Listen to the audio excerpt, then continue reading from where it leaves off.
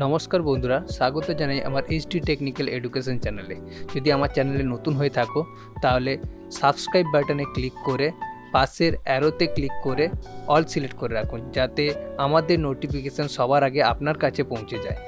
নমস্কার বন্ধুরা, চলে এসেছি এক্সেলের আরেকটি ক্লাস নিয়ে এবং আজকের ক্লাসে তোমাদেরকে পাইভট টেবিলের সম্বন্ধে বোঝাবো বা দেখাবো। অ্যাকচুয়ালি পাইভট টেবিল এমন কোনো কঠিন কিছুই নয়। নর্মালি আমরা টেবিল বানাতে জানি, কিন্তু টেবিল বানাতে জানলেও এক্সেলে তোমার পাইভট টেবিলটা অ্যাকচুয়ালি ইজি জিনিস হলেও অনেকের কাছে অজানা। তা পাইভট টেবিল যেহেতু একটু ইউনিক জিনিস, তো সেই জন্যই আজকে তোমাদেরকে ওই ইউনিক জিনিসটাই দেখানোর জন্য চলে এসেছি। তো সেটা তোমাদেরকে দেখাবো। দেখো, প্রাইভেট টেবিল বানাতে গেলে অবশ্যই ডেটার প্রয়োজন আছে। তো ডেটা অলরেডি আমি বানিয়ে রেখেছি। তো যত বড় ডেটা হবে তত কিন্তু প্রাইভেট টেবিল অনেক কার্যকারিতা দেবে। তো আমার ছোটোখাটো টেবিলেও কিন্তু কাজ হবে না এরকম নয়, কিন্তু আমি সময় বাঁচানোর জন্য ছোটো টেবিলে একটা বানিয়ে রেখেছি। আর এই টেবিলটা আমি আগে থেকে বানিয়ে রেখেছি কেন? কারণ আমার যদি এই টেবিলটা বানাতে থাকে অনেকটা সময় নষ্ট হবে। তো চলো আমি পাইভট টেবিলটা কি বা কিভাবে বানাতে হয় সেটা তোমাদেরকে দেখাই। তো পাইভট টেবিল আমি এই যতদূর পর্যন্ত আমার একটা বর্ডার দিয়ে রেডি করে রেখেছি ততদূর পর্যন্ত আমি ওকে পাইভট টেবিল করব বলে তাকে আমি সিলেক্ট করে নেব। সিলেক্ট করে নিয়েছি এবং সিলেক্ট করার পর আমাকে যেতে হবে ইনসার্টে। আমি এই মুহূর্তে হোমে আছি, এই দেখো তার হোমের পরে ইনসার্ট মেনু আছে।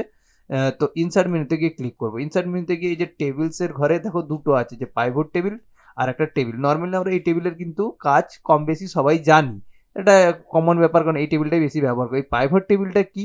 তো পাইভট টেবিল মেন নর্মাল টেবিলের থেকে কিছুটা ইউনিক আছে, এবং যেইটুকু ইউনিক আছে সেইটুকুটা কিন্তু অনেক অনেক প্রয়োজনীয় কাজে লাগে।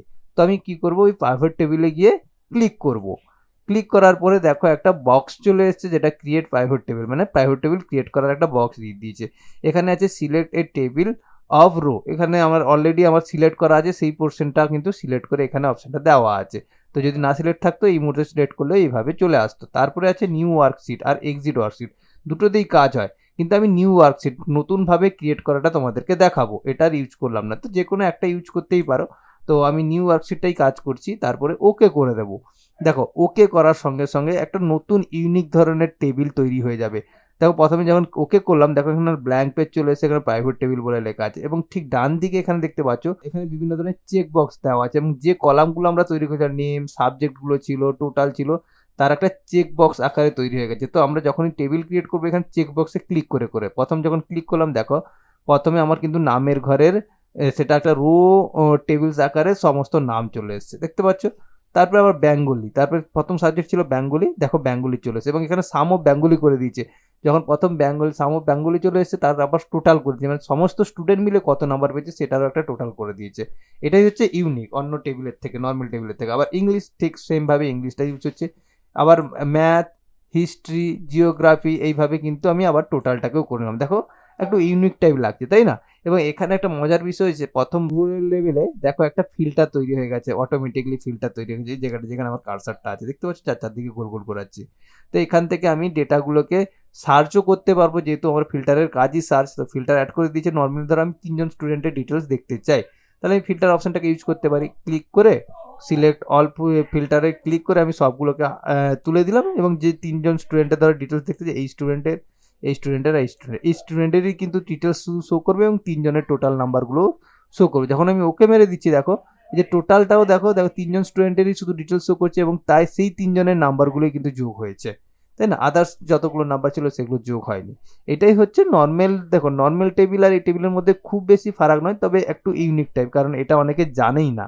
তো এই ধরনের যে এক ধরনের টেবিল আমরা ব্যবহার করতে পারি, তো ইউনিক জিনিস, তাই জন্যই আমি তোমাদেরকে আজকে দেখাচ্ছি। নর্মাল টেবিলে আমাদের বেশিরভাগ ক্ষেত্রেই কাজ হয়ে যায়। তো এই টেবিলটা যেহেতু অপশন আছে, অনেকেই জানে না, যে কারণেই আমি এই টেবিলটা নিয়ে দিলাম, এবং অল সিলেক্ট করে আবার পুনরায় সব ডাটাগুলোকে ব্যাক করলাম।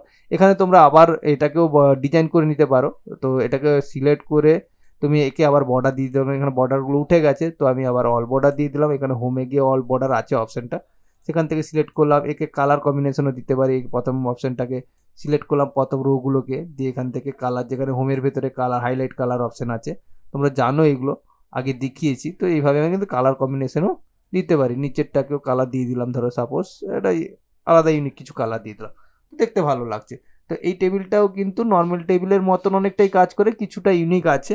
তো আশা করছি তোমাদের এটা ভালো লেগেছে, কারণ এটা অনেকটাই অজানা, অনেকেরই জানা নেই। সহজ জিনিস হলেও অনেকে জানা থাকে না। তো তাই জন্য এই ইউনিক টাইপের একটা ভিডিও নিয়ে চলে এলাম। তো আশা করছি তোমাদের আজকের ক্লাসটি ভালো লেগেছে। যদি ভালো লেগে থাকে অবশ্যই চ্যানেলটিকে সাবস্ক্রাইব করো এবং পাশে থেকো, যাতে এই ধরনের নতুন নতুন ইউনিক ক্লাস নিয়ে আমি আসতে পারি। অসংখ্য ধন্যবাদ। বাই।